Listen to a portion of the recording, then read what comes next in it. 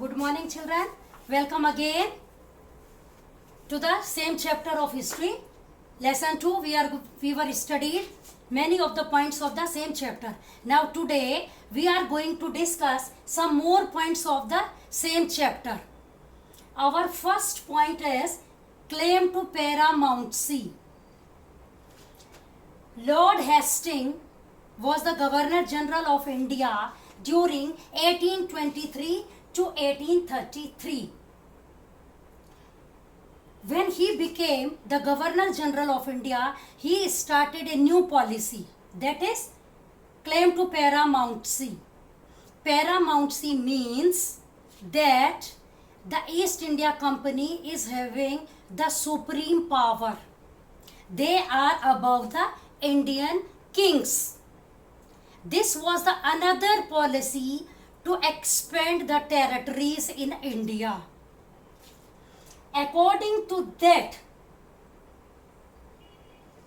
Indian kingdom can be taken or annexed by the East India Company without any prior notice. But in some places that policy did not work.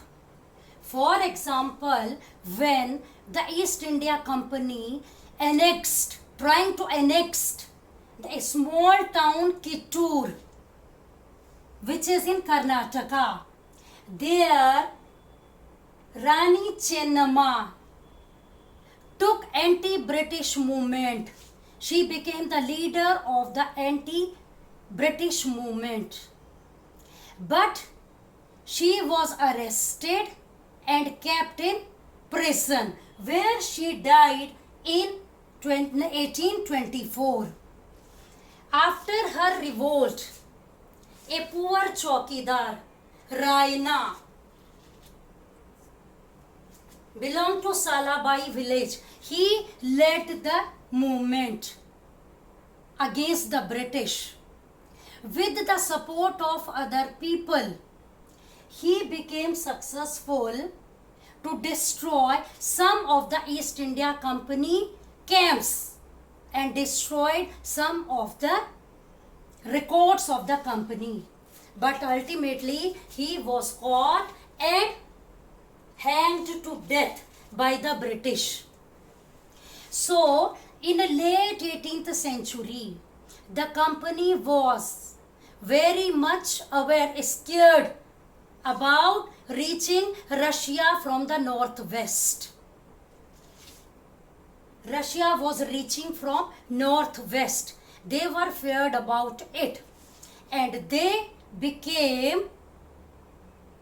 wanted to occupy the land far away from India. So they remained busy with the war with the Russia, and in that they captured Sindh, and in second line was the Punjab. There Maharaja Ranjit Singh was a warrior in Punjab. He fought war. 2 wars were fought between East India Company and Maharaja Ranjit Singh. Ultimately he died and Punjab was also annexed. Next come to doctrine of lapse.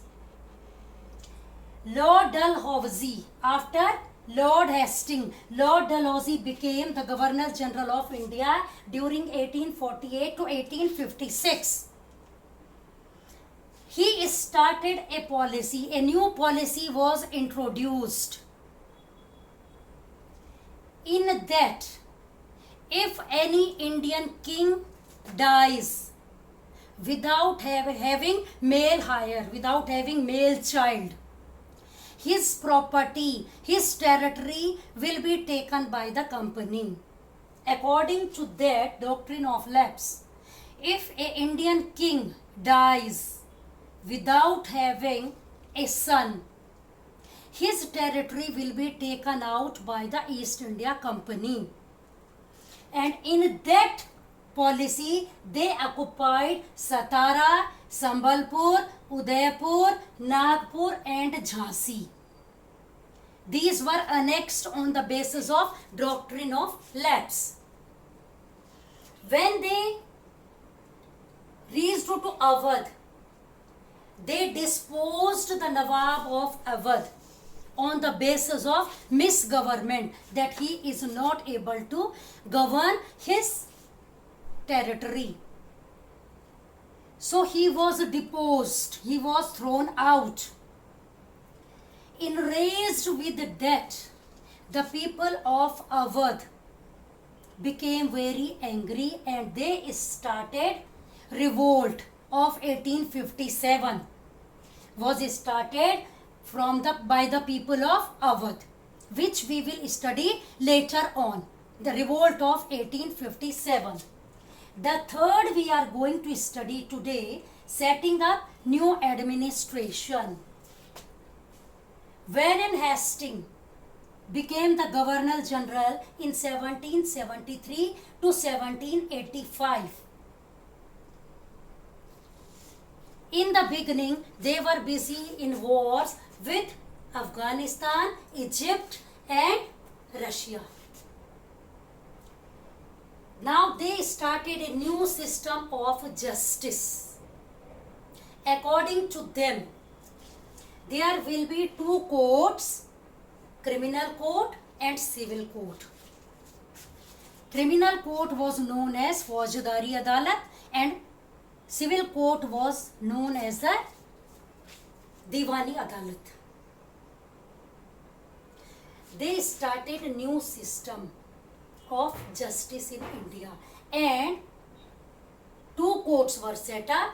One was looked after by the but Maulvis and Pandits in India, they did not like the way of justice. So British Army told the Brahmins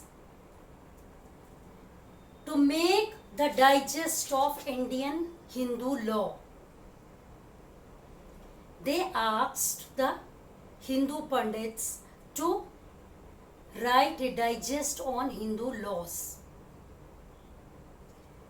Great discussion was held same way because they did not like the justice system of East India Company. They interpreted and they were asked to compile the Hindu law. So the Hindu law was made. According to that, changes were brought and later on one more collector was nominated. One was made the collector. His duty was to look after the revenue and law and order, but the ultimate power was in the hands of the East India Company. They have to work for the company. It is the duty of the collector to look after the law and order and maintain the revenue and taxes of their province. And they divided their administration in the presidencies. 3 presidencies were made: Bengal, Madras and Bombay, which were ultimately under the control of the governor. Each presidency was ruled by the governor and the governor of all the presidencies was under the Governor General. So new laws were made, one collector was made. His duty was to look after law, order and revenue.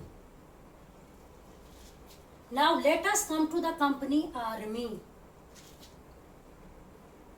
In the beginning, the company has 2 types of people. One is cavalry, soldiers who were on horseback. Another one was infantry who were known as Paidal Sawar. You must have seen the Indian epic Mahabharata. In that, you must have watched that some were fighting on foot. So they were the infantry, the soldiers who fight on foot. Collectively, they were known as infantry. In Mahabharata, you have seen. Some people were on horseback, some people were on the ground, fighting on foot. Army also, East India Company also started same. And they were taught archery, tir andazi, and the use of sword.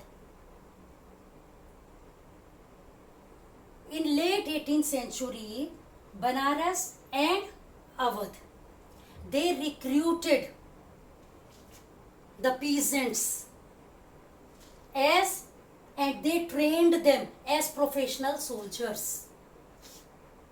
Awadh and Banaras, they started recruitment of the peasants, farmers, and they gave them professional practices. And they became the professional soldiers.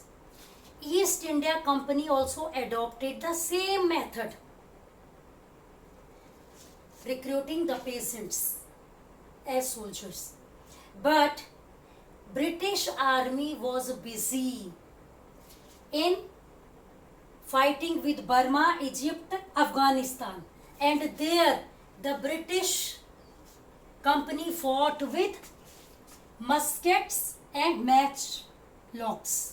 Muskets are very heavy guns, and matchlocks were the guns whose powder is filled with a match. When they came, they wanted more soldiers in their army, but it became difficult for the people to work under Europeans. They gave them different drills. They were not ready, and later on they realized that their feelings are hurt.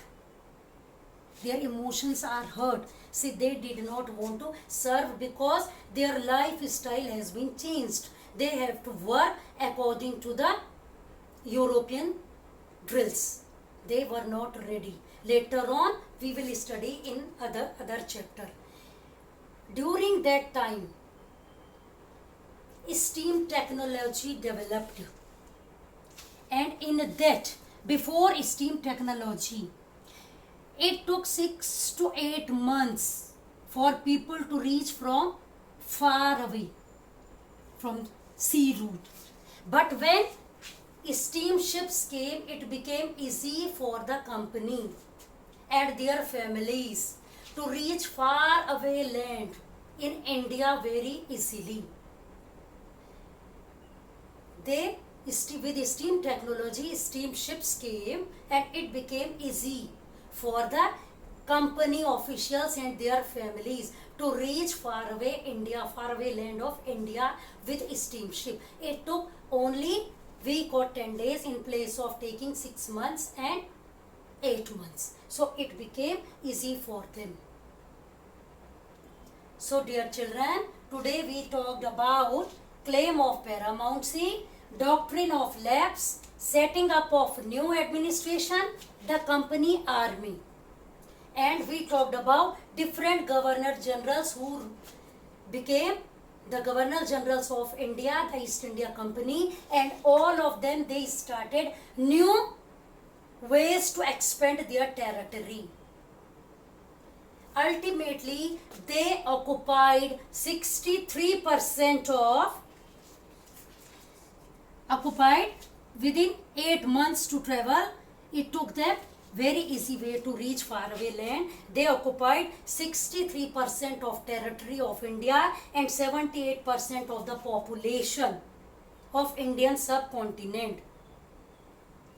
And they become slowly, whole India came under the control of the British. They occupied 63% of the territories out of 100 and 78% of population out of 100. And they become the masters of India. As they came, in the beginning we talked about, they came as traders, as businessmen, and slowly they expanded their territories with different policies they introduced, which were all favored to the East India Company. Ultimately, they occupied India, they become masters of India. So dear children, we have finished our chapter today. We have completed it. If you have any query, you can ask me. Till the time, go through the chapter again. If you have any query, you can ask me. Till the time, have a nice day. Thank you children.